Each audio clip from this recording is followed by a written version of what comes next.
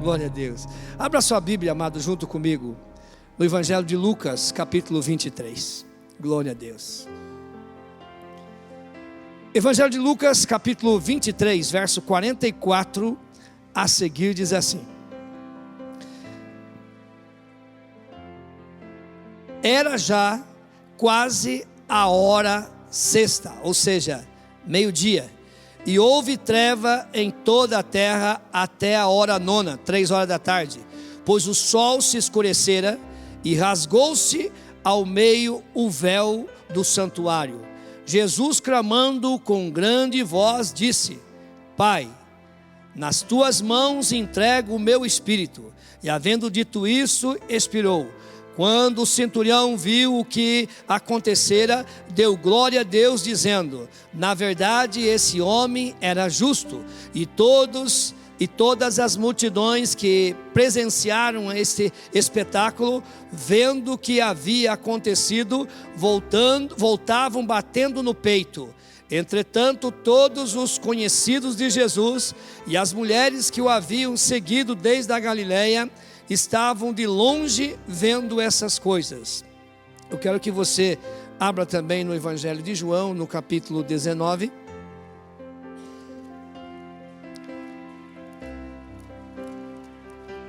Glória a Deus. Capítulo 19, verso 31. Diz assim: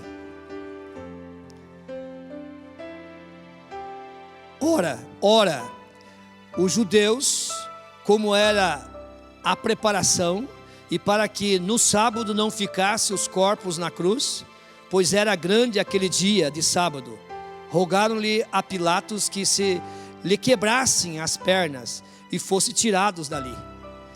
Foram então os soldados e, na verdade, quebraram as pernas ao primeiro, e ao outro com ele fora crucificado. Mas vindo a Jesus e vendo que já estava morto, não lhe quebraram as pernas. Contudo, um dos soldados lhe furou o lado com uma lança, e logo saiu sangue e água. E é quem viu isto que dá testemunho, e o seu testemunho é verdadeiro, e sabe que diz a verdade, para que também vós creais. Amém? Glória a Deus. Amados, a mal interpretação da palavra de Deus pode levar uma pessoa à perdição, pode levar a pessoa a ter uma outra interpretação, desde a da palavra do Senhor até nos dias de hoje. Nos dias de hoje, quantas pessoas que lê a Bíblia e interpretam de uma forma e de uma forma errada. Olhando para a Bíblia, certa vez Jesus Cristo estava conversando com seus discípulos e perguntou para eles assim: o que dizem as pessoas que eu sou? E um dos discípulos falou assim: é João Batista, é Jeremias, ou um dos profetas que ressuscitou. Mas vós, o que vocês dizeis que eu sou? E Pedro, tomando a palavra, disse assim: tu és o Cristo, filho do Deus vivo. E Jesus disse assim a ele: não foi nem carne nem sangue que te revelou, mas o Pai que está no céu, que te deu esse entendimento. Ele certamente ficou no meio de todas as pessoas ali muito cheio de razão, né? Eu respondi certo, né? Até que enfim, acertei uma. Mas Jesus continuou a falar. Jesus continuou a falar a respeito do que iria acontecer nos próximos dias, que iria acontecer. E chegou a dizer: olha, o Filho do Homem vai ser entregue na mão das autoridades, e ele vai ser morto. Quando ele disse isso, o apóstolo Pedro já disse: não, Senhor, isso não pode acontecer. E Jesus disse para ele: arreda-te, Satanás. Pedro não estava endemoniado. Mas Jesus estava repreendendo o pensamento contrário das Escrituras e um pensamento judaico. Por que um pensamento judaico? Eles esperavam um Messias que viesse da descendência de Davi como um rei, se sentasse no trono dessa forma. Eles esperavam dessa forma que o rei, que Jesus, que eles criam, os discípulos criam que era o Messias, não morreria, mas assumiria o trono. Esse era o pensamento deles. Também nós encontramos, logo após a ressurreição de Jesus, 2 discípulos voltando de Jerusalém até a aldeia de Emaús. E eles voltavam tristes, abatidos, e até mesmo sem entendimento, cegos de entendimento, que Jesus veio conversando com eles, falando: o que está acontecendo com vocês? Olha, é a respeito, só você não sabe, a respeito de Jesus, o Nazareno, homem bom, profeta, que as autoridades mataram. As mulheres falaram que ele ressuscitou, mas esse já é o 3º dia, não vimos mais nada. E Jesus começa a explicar as escrituras para eles. E eles foi explicando, até chegar na entrada da aldeia. E eles falaram assim: já é tarde, fica conosco aqui. E ali naquele momento Jesus faz uma oração, e os olhos deles são abertos, e Jesus desaparece daquele momento. E ele dizia: você viu como é que ardia os nossos corações? Também estavam com uma interpretação errada, que aquele não era mais o Messias. Amados, essa interpretação e outras interpretações nos dias de hoje, nós encontramos que muitas pessoas dizem assim: ó, Deus é um só, não importa onde eu esteja servindo a Deus, importante que eu creio em Deus, que eu vou ter a salvação. Mas eu quero dizer para você que a única maneira também de servir a Deus é uma só.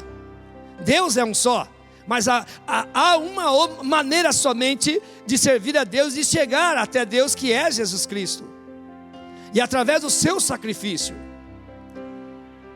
Nós lemos esses textos, amado. Lemos o texto de Lucas, de João, e você observa que em algumas Bíblias já mais com atualização moderna, a NVI, outras já traz diretamente a hora. A hora sexta aí é meio-dia. Os discípulos, eles começavam assim: primeira hora do dia, das 6 horas, segunda hora, ou melhor, 7 horas a primeira hora, segunda hora 8 horas, terceira hora 9 horas, sexta hora, meio-dia, nona hora, 3 horas da tarde. E aí quando chegava a noite, eles começavam a colocar primeira vigília, segunda vigília, quarta vigília, e assim era o horário deles. E o calendário deles era 28 dias, não era 30 nem 31 como o nosso. O calendário judaico funciona de lua nova a lua nova. E aí eles estava para acontecer uma grande festa. Qual é a festa que estava para acontecer? A Páscoa. Havia muita gente naquele local, muitas pessoas. E aí, amados, estava acontecendo o maior acontecimento da terra, a morte do Senhor Jesus Cristo. Por isso que nós queremos intitular nesta noite o tema dessa mensagem: o sacrifício perfeito. O sacrifício perfeito. Jesus morreu na véspera da Páscoa. Interessante, amado, que 24 horas antes da Páscoa, os sacerdotes deixavam todo preparado. Os cordeiros eram mortos. Os cordeiros que iam ser sacrificados na Páscoa, ou melhor, oferecidos na Páscoa, eles já estavam mortos. E aí, enquanto Jesus estava sendo sacrificado, acontecia um outro sacrifício no templo. Presta atenção para vocês entenderem essa questão dos judeus, que é bem complicada. Para você entender que eles tinham um sacrifício contínuo. 9 horas eles tinham um sacrifício de um cordeiro perfeito, e às 3 horas também outro cordeiro perfeito. E nesse período das 9 até as 3, os sacerdotes sempre, eles se revezavam e estavam sempre presentes ali. E havia muitas orações que eles faziam. Haviam 18 orações que eles faziam nesse sacrifício das 9 até as 3 horas da tarde. Então, lá no templo, um sacrifício. Lá no Calvário, outro sacrifício. Veja bem isso, amados. O sacrifício perfeito, não valorizado. O simbólico, valorizado. a expectativa de milhares de pessoas ali, num sacrifício simbólico, aonde sangue de cordeiros, de bodes, de touros, que não pode perdoar pecado, as pessoas valorizando e buscando aquilo, enquanto que o Cordeiro de Deus estava ali, o sacrifício perfeito, e as pessoas não valorizaram e não entendiam. Baseado na sua interpretação, aquele não era o Messias. Baseado nas interpretações dos judeus, aquele era um impostor. E eles continuavam a esperar e a sacrificar lá no templo, esperando o Messias que viria para resgatar a nação de Judá. Amados, sempre estamos falando que Jesus vai voltar. Sempre estamos falando que Jesus está prestes a voltar. E isso não é invenção humana, não é coisa de teólogo, não é coisa de pastores, de líderes religiosos, é coisa da Bíblia. E a Bíblia diz que o Senhor Jesus vai voltar.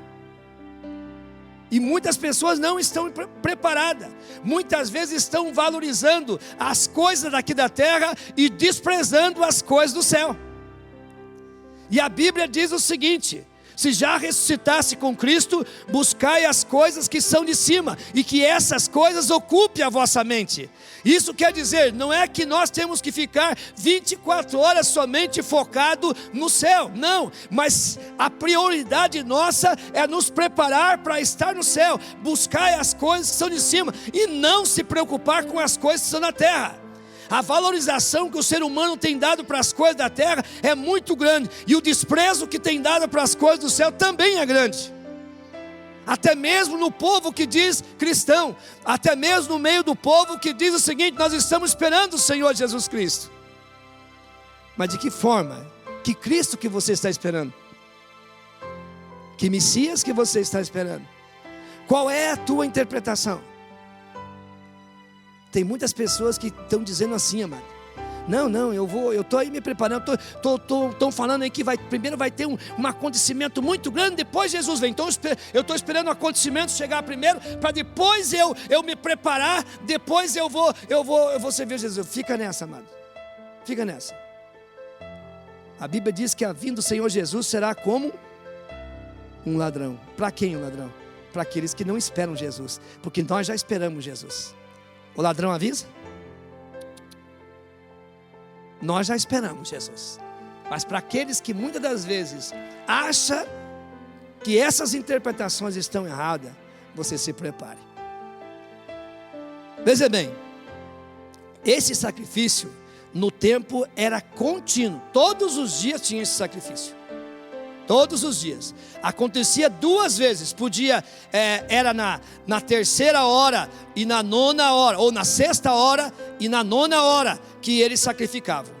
Ou seja, na 9 horas e também às 3 horas da tarde. 2 cordeiros sem defeito era sacrificado. Cordeiro sem defeito, amado, não podia ser aleijado, não podia ter várias cores. Era uma coisa perfeita. De um ano, algo perfeito. E se fosse um novilho, deveria ser uma coisa bem interessante aqui, eu quero trazer para os amados, que o próprio Jesus disse o seguinte: fique olhando, olhe lá para Israel, olhe para a figueira, ali é aonde nós devemos olhar, que vai mostrar se a minha volta está perto ou não. E os judeus sacrificavam um tipo de boi, ele é vermelho inteiro, não tem uma mancha branca, em parte nenhuma, ele é vermelho inteiro. E já recentemente, não tão recente, mais de um ano, se começou a nascer bezerros vermelhos, aonde eles estão tratando, guardando, separando.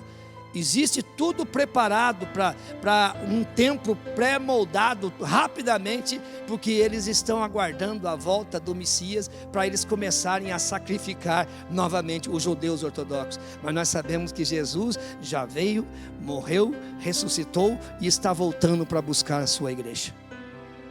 É o único que pode perdoar pecados.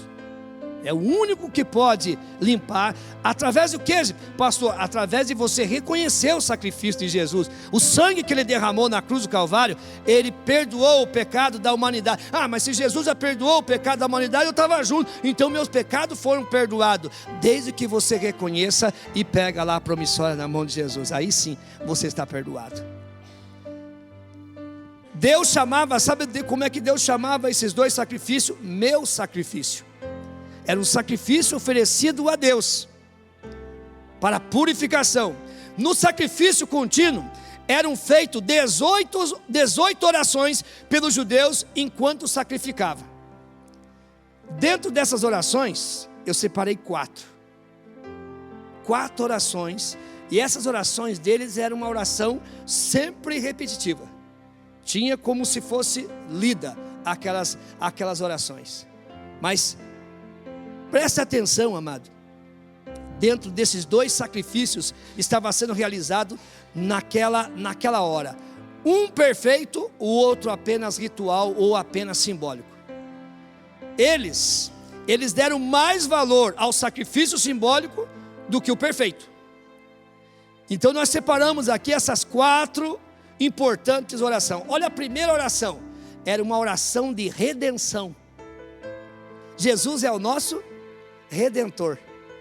E o que é um redentor? Redentor é aquele remidor. É você que tem uma dívida e ele paga. E nós estávamos todos perdidos, estávamos no mercado de escravo, e o Senhor Jesus nos resgatou, Ele nos perdoou. Olha a oração que eles faziam no templo. Para a nossa aflição, olhe para a nossa aflição, prenteia a nossa causa, resgata-nos rapidamente por amor do seu nome, pois tu és poderoso Redentor. Bendito és tu, Adonai, Redentor de Israel. Eles estavam se sentindo porque quem dominava eram os romanos, quem era o rei era o imperador romano. Ali em Jerusalém tinha o governador Pilatos, representava o imperador romano, e eles estavam ali dentro de um local que não eram deles, era como se fossem escravos. Eles não eram livres, tinham liberdade de fazer os seus rituais, mas pertencia tudo, pagava impostos para os romanos. E eles, desde que eles ficaram sem um rei, eles clamavam e pedindo: Deus, envia o seu Redentor, Adonai, o Senhor é poderoso, manda, venha nos redimir, venha nos tirar da mão do opressor, venha nos tirar da mão dos romanos, venha nos colocar um rei. Essa era a oração deles, uma das orações deles. E eles orando desse jeito e crucificando o Rei dos Reis. Eu quero que você entenda a coisa. Quantas vezes por nós não entendermos, não interpretar a palavra de Deus, nós fazemos coisas erradas. Praticamos coisas erradas. Esses homens, diante do coração deles, eles estavam certos. Deixa eu abrir um parênteses aqui, amado. Eu desde criança, eu fui ensinado a ser religioso. Todos nós tínhamos que ir para a igreja. Desde pequeno, aquilo que era para ser feito dentro do catolicismo, nós fizemos. Era dessa forma. E eu fui crescendo, trabalhando dentro da igreja, sendo sacristão, trabalhando com jovens, trabalhando dentro da igreja, fazendo tudo com muito amor e na direção que eu estava certo, correto, naquilo que eu estava fazendo. Mas eu não era conhecedor da Bíblia. Eu nunca tinha pego a Bíblia para ler. Eu recebia algo que me davam e eu ouvia aquilo que me falavam e era uma ordem e eu obedecia. Até que um dia, quando veio as missões aqui no Brasil, vários missionários católicos andaram por todas as partes do Brasil. E me veio uma dúvida e eu perguntei: aonde fica o purgatório? E aí essa pessoa falou assim: é um local existente entre o céu e a terra. Eu falei: mas entre o céu e a terra não existe o sistema estelar planetário? Aonde que está o purgatório? E para que serve o purgatório? Porque muitas das vezes eu estava ali sentado e anotava. Chegava uma pessoa e dizia assim: eu quero que reze uma missa para as almas mais esquecidas do purgatório. Eu quero que reze uma missa para isso. Eu anotava, mas eu não tinha o entendimento do que era isso. E eu perguntando para essa pessoa, e ele disse o seguinte: as pessoas vão para o purgatório para purgar, ou seja, para que os seus pecados sejam perdoados, tipo de uma prisão, passam um determinado tempo e depois vão para o céu. E eu respondi, eu perguntei novamente para ele, o melhor, disse assim: e por que Jesus Cristo veio nessa terra? Para perdoar os nossos pecados? Falei: mas se existe purgatório, então não precisa Jesus vir. E aí ele disse para mim: os crentes estão falando para você. Nunca, até hoje, nunca um crente falou para mim. Eu tinha raiva de crente. Não venha com crente para me falar alguma coisa. Eu tinha raiva de crente. E aquilo ali, a conversa foi tanto que aquilo não me deu a resposta. E aquilo me incomodava dia e noite. E eu me afastei. Meu pai e minha mãe ficaram muito bravos comigo, porque eu me afastei. E não pense que logo que eu me afastei, eu já fui para uma igreja evangélica. Não, passaram anos. Porque nessa época eu tinha 14, 15 anos. E eu vim me converter depois que eu me casei. Mas a interpretação, olha o que a Bíblia diz: conhecereis a verdade. Aonde está a verdade? Na Bíblia. Você não precisa ser convencido por um homem. Basta ler a Bíblia e pedir para Deus esclarecer as verdades. Senhor, eu quero ir para o céu, eu quero te servir, eu quero a verdade na minha vida. Aí sim, Jesus vai te dar a verdade, e aí você vai interpretar a palavra de Deus. Esses homens estavam fazendo de todo o coração, matando Jesus, achando que estavam cumprindo a lei, achando que estavam fazendo as coisas certas. E ali eles estavam na oração, o sacerdote todo arrumado, ajeitado, chorando na presença do Senhor, fazendo essa oração: meu Adonai, meu Redentor, apressa-nos a nos socorrer. Essa era uma das primeiras orações. A segunda oração que eu separei é a oração de perdão. Olha o que eles fazem, a oração deles: perdoa-nos, ó nosso Rei, pois Tu és cheio de graça e misericórdia, e sempre pronto para perdoar. Lembra quando Jesus na cruz disse: perdoa, porque eles não sabem o que fazem. Eles pedindo perdão para Deus, baseado na lei, iriam sacrificar para cobrir pecado. Porque aquele sacrifício não perdoa pecado, não perdoava pecado, amado. Quando você lê a carta aos Hebreus, vai dizer: não é sangue de touro, de boi, de bodes que vai perdoar pecado. Era algo simplesmente simbólico. Era algo para eles lembrar que um dia viria o Messias e perdoaria os seus pecados. Porque o próprio Moisés, no meio de Moisés, havia uma profecia que diz: do meio de vós nascerá um que vocês vão ouvir e vão obedecer. Essa oração de perdão estava ali. A terceira oração, eles falavam assim: é a oração pelo Messias, o filho de Davi. Porque a interpretação dele era que ele viria da geração de Davi. Olha a oração dele: rapidamente faz com que o fruto do teu servo Davi floresça. Deixa-o ser exaltado pelo seu poder salvador. Esperamos todos os dias pela tua salvação. Bendito és tu, Adonai, que faz a salvação florescer. Bendito és tu, Adonai. E o Salvador lá na cruz. Agora, amados, olha essa última oração, a oração para a ressurreição. Todo judeu cria na ressurreição. Lembra quando Marta conversava com Jesus? Eu creio na ressurreição dos últimos dias.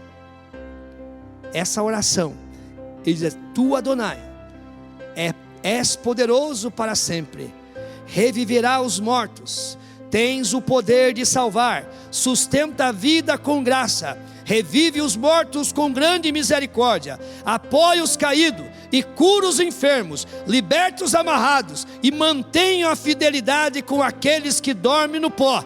Quem és tu? Um rei que tira a morte e restaura a vida e faz com que a salvação floresça. Bendito és tu, Adonai, que ressuscita os mortos. Eles criam na ressurreição. Agora, amados, Jesus está ali na cruz do Calvário. Muitos deles apressados, tão apressado que eles pediram para Pilatos para quebrar as pernas deles, para adiantar, para que eles pudessem ir para a festa da Páscoa, começar a sacrificar lá. Eles queriam que acabasse logo aquilo ali. Que hora que Jesus morreu? 3 horas da tarde. Que hora que era o sacrifício lá no templo? 3 horas da tarde. E foi ali que Jesus bradou: Pai, está consumado. Agora comece a imaginar os sacerdotes naquele templo. Ele entrava no lugar santíssimo para fazer a oração final. E naquele momento que ele estava fazendo essas orações, falando a respeito do Messias, pedindo perdão, falando a respeito da ressurreição, de repente, outra coisa, outro fato aqui que eu me lembrei, que fica legal para vocês entender mais. A Bíblia diz que do meio-dia até as 3 horas, sabe o que aconteceu? Escuridão total, trevas, houve tremor de terra, escuridão total. Mesmo assim, as pessoas não reconheciam que esse era o Messias. Quantos sinais nós temos visto, amado, nos dias de hoje? Quantos sinais nós temos visto? Se fica, já está fazendo quase 40 dias que não chove de verdade aqui. Cai um sereninho.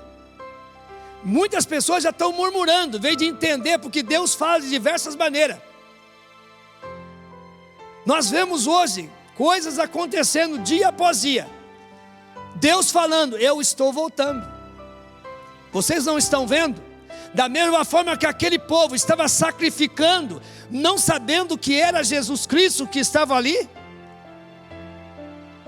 Naquele momento, a Bíblia diz: agora você imagine, você está diante de um templo, com uma cortina grande, inteiriça aqui, só tinha um momento de entrar, e daqui a pouco a Bíblia diz que o véu rasgou, do alto a baixo, abriu, todas as pessoas que estavam no lugar santo, puderam ver o lugar santíssimo, e tremeu tudo ali, racharam os pisos, e no momento que eles estavam ali, sacrificando, que aconteceu esse fato, Jesus estava morrendo, entregando, diz: meu Pai, está consumado.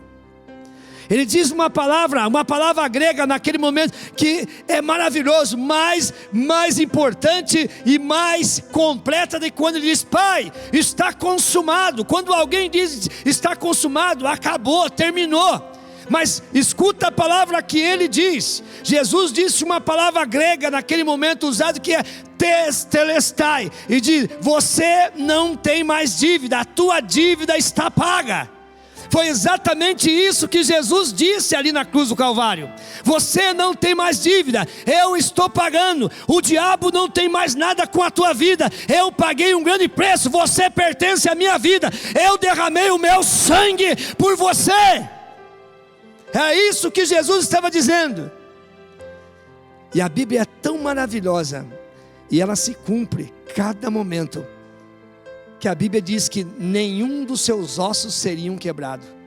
A Bíblia diz isso, nenhum dos seus ossos seriam quebrados. Os cravos que furaram a mão, os pés, não quebraram os seus ossos.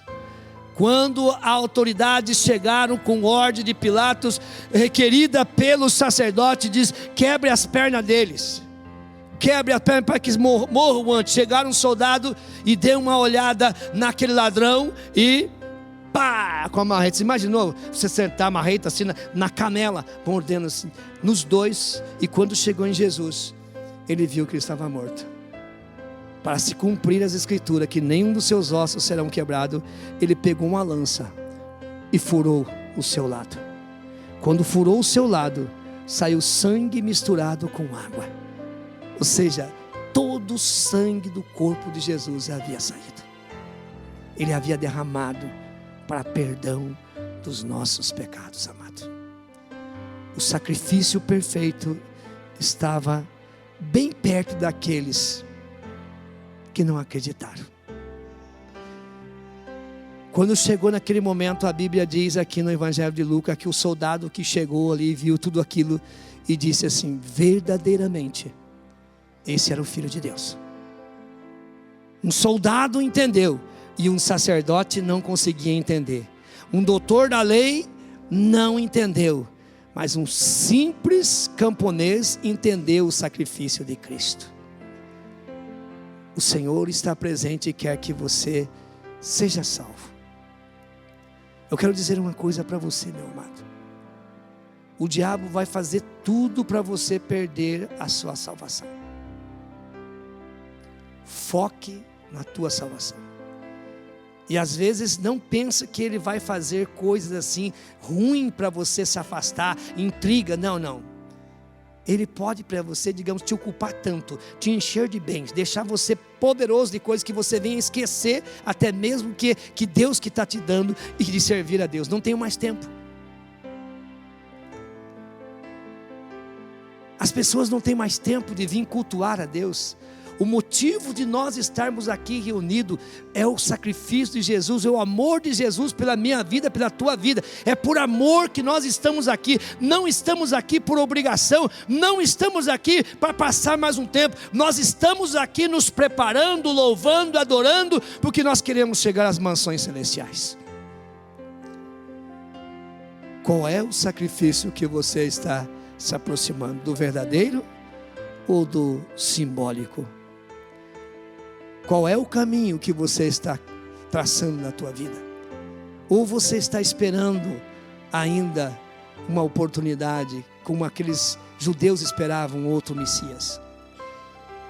Amanhã eu me preparo. Amanhã. Quero finalizar aqui. Nos meados de 1940, um pastor nas nossas igrejas ali no Rio Grande do Sul, a igreja estava cheia e ele quis fazer um teste para ver se essas pessoas estavam preparadas. E aquelas igrejas muitas vezes tinham uma escada e tinha tipo de um sótão em cima, tipo um segundo andar. E ele combinou com um corneteiro que na hora que ele dissesse uma palavra, aquele corneteiro tocasse, como se fosse a volta do Senhor Jesus Cristo. E aquele momento ele falando sobre a volta do Senhor Jesus Cristo, enfatizando sobre a volta do Senhor Jesus Cristo, e falando sobre a volta do Senhor Jesus Cristo. Daqui a pouco ele tinha dado um sinal. E hoje pode ser o dia que o Senhor Jesus Cristo virá buscar a sua igreja. De repente, alguém apagou a luz e começou a tocar aquela trombeta bem forte. E aqueles púlpitos antigos eram de madeira, ele se abaixou atrás daquele púlpito e ficou escondido, e a luz apagada e o corneteiro tocando e as pessoas gritando: você ficou, Senhor me perdoe, eu traí minha esposa, Senhor me perdoe, me perdoe. E daqui a pouco a corneta apagou e a luz acendeu e o pastor se levantou. E um olhava para o outro: que vergonha. não estavam preparados. Eu quero finalizar essa palavra e que você possa responder para você mesmo: você está preparado? Pastor, ninguém está preparado. A Bíblia diz que nós devemos estar preparados. Quem tem o Filho tem a vida eterna. Você não é perfeito, mas busca a perfeição. Você segue a palavra. Jesus está voltando. E para subir com o Senhor, você precisa aceitar Jesus como seu Salvador. Pastor, mas se eu aceitar o Senhor Jesus e amanhã o Senhor Jesus vir e eu não fui batizado, Jesus conhece a intenção do teu coração. Você vai subir com o Senhor Jesus, porque não deu tempo de você ser batizado. Agora a Bíblia diz assim, olha o que a Bíblia diz: quem crer e for batizado será salvo, quem não crer já está condenado. Você tem oportunidade de consertar a tua vida, tem oportunidade de ser batizado e não faz. Cuidado, Jesus está voltando. Jesus está prestes a voltar. A minha função aqui é orientar e preparar a igreja para ir para o céu. Eu não estou aqui para amedrontar, eu estou falando da palavra de Deus. Eu quero que você se coloque em pé agora, em nome de Jesus.